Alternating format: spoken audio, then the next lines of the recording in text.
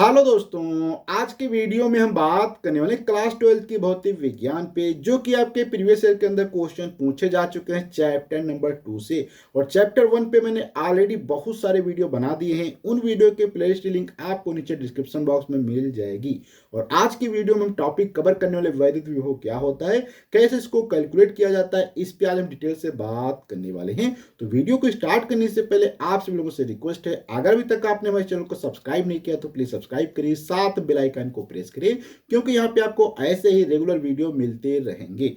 तो यहाँ पे हम देखते हैं कि सबसे पहला क्वेश्चन किस टाइप का पूछा गया है, जो कि यहाँ पे आप देख सकते हैं क्वेश्चन पूछा गया कि वैद्युत विभव की परिभाषा लिखिए। अर्थात आपको यहाँ पे वैद्युत विभव की परिभाषा लिखना है। वैद्युत आवेश के कारण किसी बिंदु पर वैद्युत विभव के लिए व्यंजक भी आपको यहाँ पे प्राप्त करना होगा।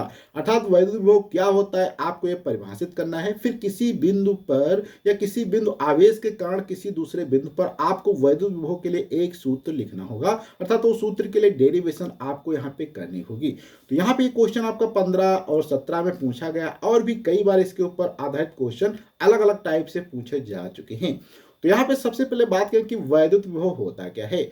तो वैद्युत विभव की बात करें तो वैद्युत क्षेत्र में किसी बिंदु पर वैद्युत विभव, अर्थात इसको हम वी से लिखते हैं, परीक्षण आवेश जो कि प्लस क्यू को अनंत से उस बिंदु तक लाने में किए गए कार्य अर्थात डब्ल्यू, तथा परीक्षण आवेश के मान की निष्पत्ति। अर्थात मान लो ये यहाँ पे एक आपके पास आवेश रखा है, ठीक, सपोज करो ये माउस है, इसके पास आवेश रखा है और आपको इस पॉइंट पे आपको वैद्युत क्षेत्र अर्थात वैद्युत विभव ज्ञात करना है। तो अनंत से अर्थात बहुत दूर से अगर आप यहां तक कोई परीक्षण आवेश क्यों लाते हैं तो उस क्यों को लाने में जितना कार्य करना पड़ता है डब्ल्यू, और ये जो आपने आवेश लाए उस आवेश का अनुपात अर्थात डब्ल्यू बटे क्यों करेंगे, वही आपका वैद्युत विभव हो जाएगा इस बिंदु के ऊपर। तो यहाँ पे वही फार्मूले में भी लिख दिया गया है कि V बराबर डब्ल्यू बटे क्यू, और इसके अगर मात्रक की बात करें इसका जूल पर कुलाम या वोल्ट भी होता है। वहीं पे अब हम थोड़ा सा बात करते हैं इसके डेरिवेशन कैसे की जाएगी, कैसे यहाँ पे आप एक फार्मूला निकालेंगे वैद्युत विभव के लिए किसी बिंदु पर। तो देखो यहाँ पे सबसे पहले सपोज करो यहाँ पे बिंदु O था, इस बिंदु O के ऊपर यहाँ पे क्या है, कोई आवेश रखा है। अर्थात ये बिंदु O आपका है, बिंदु O के पास में यहाँ पे कोई आवेश रखा है। मैं यहाँ पे कलर चेंज कर लेता हूँ। तो यहाँ पे बिंदु O है ये आपका, और इस बिंदु O पे यहाँ पे आवेश आपका रखा है। सपोज करो कोई भी आवेश यहाँ पे हो सकता है, तो ये आवेश यहाँ पे रखा है। और इससे आर दूरी पे यहाँ पे एक बिंदु ए है, फिर बिंदु बी है, फिर बिंदु सी अर्थात डी। इस प्रकार से हम क्या करते हैं, यहाँ पे अनंत दूरियों को ए बी ए यहाँ से क्या करते हैं, दूरियों को डिवाइड कर लेते हैं। जैसे कि यहाँ पे ओ अगर बिंदु है आपका, तो ओ से क्या हो जाएगा A B C D D B. इस प्रकार से इसको छोटी छोटी दूरियों में डिवाइड कर लेते हैं। तो यहाँ पे इस प्रकार से हो जाएगा। अगर आपको यहाँ पे पॉइंट पे ज्ञात करना है तो इस पे कैसे ज्ञात करेंगे अभी बात करेंगे। तो इसमें थोड़ा सा डिफिनेशन में समझ लेते हैं कि तो किसी वैद्युत आवेश के कारण किसी बिंदु पर वैद्युत विभव ज्ञात करना है। तो माना एक माध्यम है, अर्थात कोई माध्यम के माध्यम में मान लो ये रख दिया गया है, आवेश रखा है जिसका परावैद्युतांक के है। बिंदु O पर प्लस क्यू कुलाम का आवेश रखा है, अर्थात ये बिंदु यहाँ पे O था, इसके ऊपर यहाँ पे क्या प्लस क्यू कुलाम का आवेश रखा गया है। इस आवेश के वैद्युत क्षेत्र में O से R मीटर दूरी पर एक बिंदु B A लिया गया, जो कि यहाँ पे आप देख सकते हैं R दूरी पे एक बिंदु A लिया गया है, जिस पर वैद्युत विभव ज्ञात करना है। और इसी बिंदु पे आपको वैद्युत विभव भी ज्ञात करना है। इसके लिए हमें परीक्षण आवेश Q नॉट को अनंत से A तक लाने में किए गए कार्य की गणना करनी होगी। देखो यहाँ पे अगर आपको ये कार्य मालूम हो जाए और आवेश तो आपको मालूम ही है, तो बहुत ही आसानी से वैद्युत विभव निकाल सकते हैं। तो सबसे बड़ा टास्क यहाँ पे होगा कि आपको कैसे यहाँ पे कार्य निकालना है, क्योंकि अगर आप कार्य निकाल लेते हैं अर्थात वर्क निकाल लेते हैं तो आप बहुत ही आसानी से उसको क्यू से डिवाइड करके आप वैद्युत विभव निकाल सकते हैं। तो यहाँ पे कार्य कैसे निकालेंगे, इसके लिए यहाँ पे हमारे पास दो तरीके होते हैं। एक तो यहाँ पे जो है ये बहुत ही पुराना मेथड है जिससे हम यहाँ पे ज्ञात करेंगे। एक दूसरा नया मेथड भी होता है जो कि इंटीग्रेशन मेथड होता है, उस पर हम अभी सेकंड बात करेंगे। तो पहले यहाँ पे जो सबसे पुराना तरीका, इससे समझते हैं कैसे यहाँ पे आप कैलकुलेट करेंगे। तो यहाँ पे बिंदु ए से अनंत तक की दूरियों को हम क्या करते हैं, छोटे छोटे भागों जैसे कि A B B C C D आदि में विभाजित कर देते हैं। माना कि बिंदु ओ से बिंदु ए बी सी डी की दूरियां R1 R2 R3 dash metre में हैं। अब यदि बिंदु ए पर प्लस क्यू कुलाम का आवेश एक परीक्षण आवेश रखने पर, तो आवेश प्लस क्यू और क्यू नॉट के बीच में क्या बल लगेगा, हम जानते हैं कुलाम के नियम के अनुसार बल क्या होता है, F बराबर 1/4 pi epsilon not Q I am sorry के, फिर मल्टीप्लाइड बाई Q1 Q0 बटे क्या हो जाएगा आपका आर स्क्वायर हो जाएगा, अर्थात Q0 बटे आर स्क्वायर हो जाएगा। और ये मैंने चैप्टर फर्स्ट के अंदर डिटेल से बताया है कि आपका जो कूलाम का नियम होता है वो कैसे यूज किया जाता है।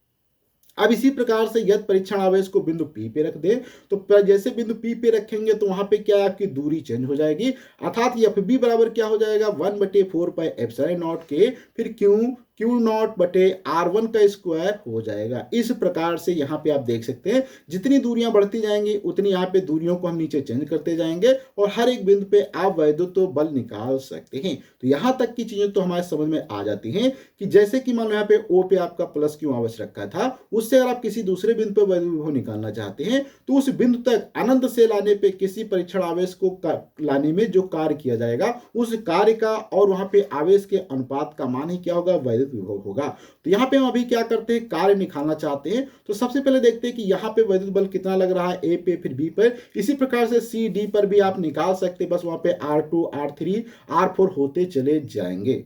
अब हम यहाँ पे थोड़ा सा बात करते हैं आगे, जो कि डेरिवेशन का बहुत ही ज्यादा इंपॉर्टेंट पार्ट है, क्योंकि अभी हमने बिंदु ए पे और बी पे वैद्युत बल का मान निकाल लिया है जो कि एफ ए पर था 1/4πε0 के Q0 बटे आर स्क्वायर था, और बी पे क्या था 1/4πε0 के इंटू Q0 बटे R1 का स्क्वायर था। अब यहाँ पे हम थोड़ा सा समझते हैं कि यहाँ पे जो हमारे बिंदु थे ए और बी वो क्या थे बहुत ही पास में बिंदु थे। जब बिंदु बहुत ही पास में होते हैं तो वहां पे जो बल होते हैं उन बलों का हम यहाँ पे क्या कर सकते हैं गुणोत्तर माध्य निकाल सकते हैं। तो यहाँ पे गुणोत्तर माध्य क्या हो जाएगा एफ ए और एफ बी क्या हो जाएगा, तो एफ ए एफ बी अर्थात एफ बी ए क्या हो जाएगा F B into F A whole root के अंदर। अब यहाँ पे रूट के अंदर आप जब रखेंगे मान एफ बी पे और एफ ए पे तो यहाँ पे ये मान हो जाएगा।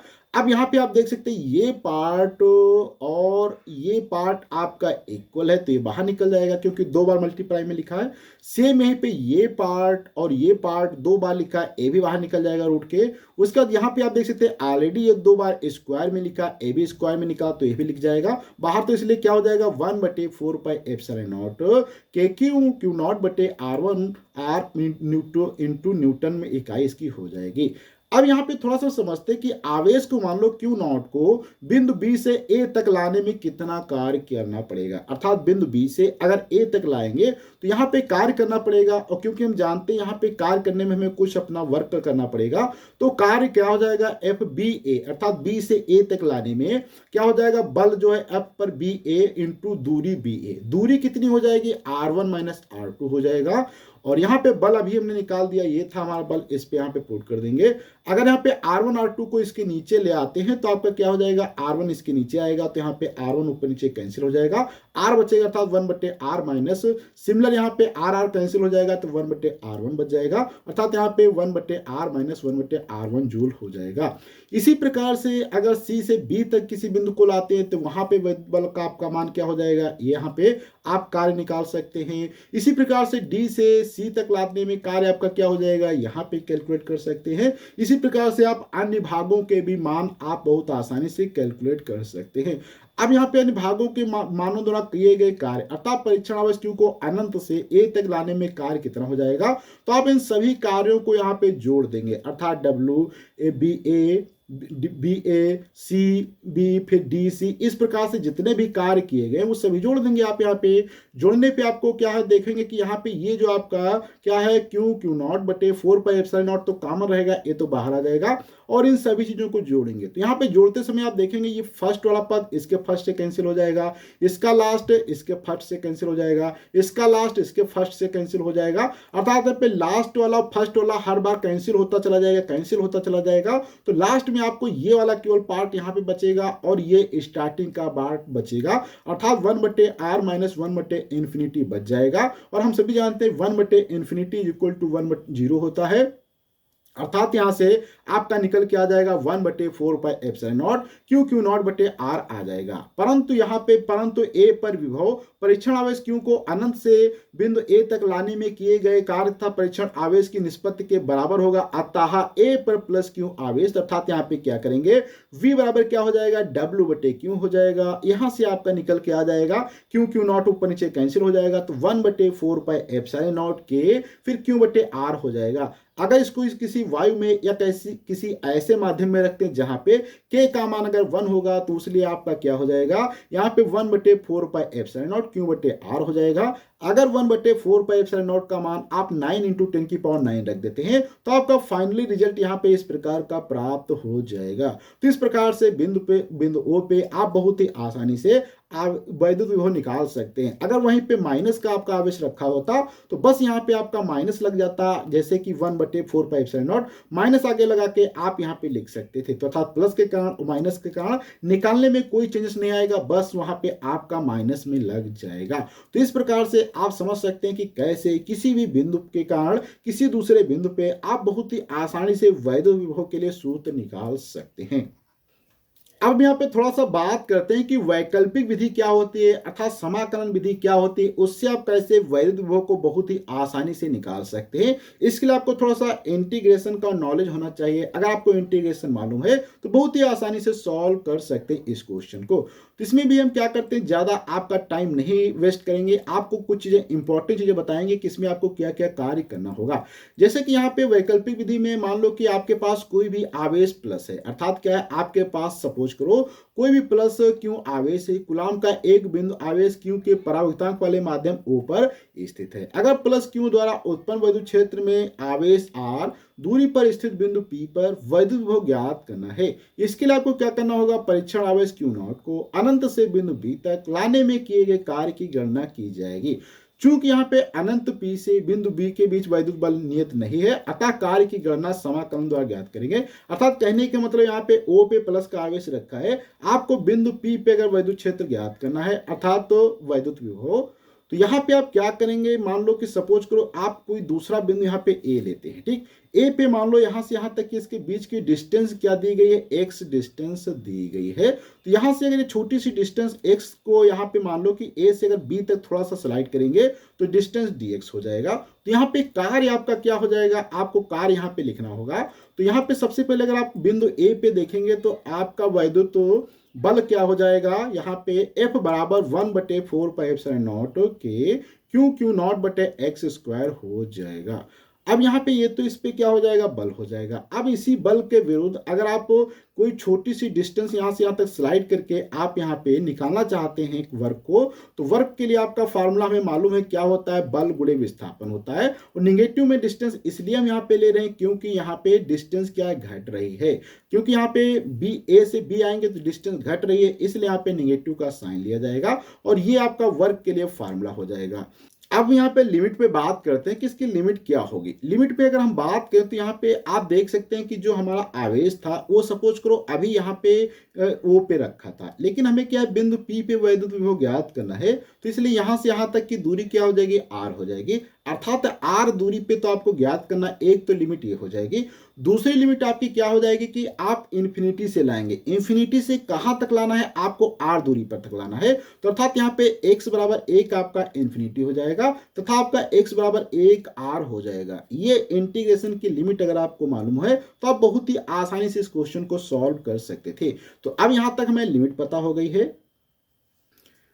अब यहाँ पे लिमिट रखने के लिए आपको क्या क्या करना होगा, तो यहाँ पे W की इन्फिनिटी अर्थात इन्फिनिटी से R तक लिमिट रखेंगे W में अर्थात वर्क, तो टोटल यहाँ पे आपका वर्क पता हो जाएगा। ऐसे ही इधर यहाँ पे जब रखेंगे इन्फिनिटी टू R तो माइनस का 1 बटे 4 पाई एप्सिलॉन नॉट के Q बटे x स्क्वायर dx हो जाएगा।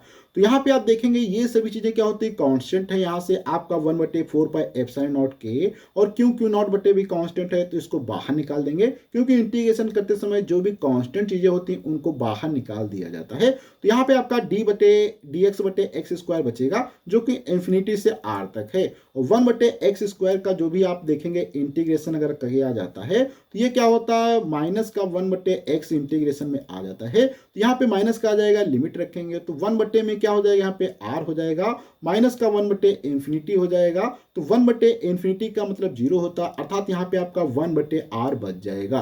तो इस प्रकार से, और यहाँ पे माइनस आया था तो ये माइनस से पहला जो माइनस था वो दोनों कैंसिल भी कर देंगे, तो प्लस का हो जाएगा, अर्थात यहाँ से आपका 1/4πε0 के Q0/r यहाँ से आपका निकल के आ जाएगा। इसी प्रकार से आप यहाँ पे वैद्युत विभव निकालने के लिए क्या करेंगे, V बराबर W/Q0 कर देंगे, अर्थात यहाँ पे Q0 ऊपर नीचे कैंसिल आउट हो जाएगा। तो यहाँ पे आपका वैद्युत विभव का फार्मूला 1/4πε0 Q/r आ जाएगा। वहीं पे आप अगर k बराबर 1 रख देते हैं तो 1/4πε0 Q/r आ जाएगा। इस प्रकार से आप इंटीग्रेशन का भी यूज करके बहुत ही आसानी से आप जो इस क्वेश्चन को सॉल्व कर सकते थे। तो ये आपके मैंने दोनों तरीके बता दिए कि कैसे आप किसी बिंदु के कारण किसी बिंदु पर वैद्युत आवेश निकाल सकते हैं, अर्थात वैद्युत विभव निकाल सकते हैं। अगर आपके पास टाइम कम है तो आप यहाँ पे इंटीग्रेशन वाला पार्ट भी सॉल्व कर सकते हैं, अगर आपके पास टाइम ज्यादा है तो आप पहले वाली मेथड को भी यूज कर सकते हैं। अब हम यहाँ पे कुछ क्वेश्चन देखते हैं जो कि आपके प्रीवियस ईयर के अंदर पूछे जा चुके हैं, काफी इंपॉर्टेंट क्वेश्चन है। जैसे कि क्वेश्चन पहला पूछा गया कि वैद्युत विभव की परिभाषा दीजिए तथा इसकी विमा लिखिए, अर्थात इसकी आपको यहाँ पे परिभाषा देना होगा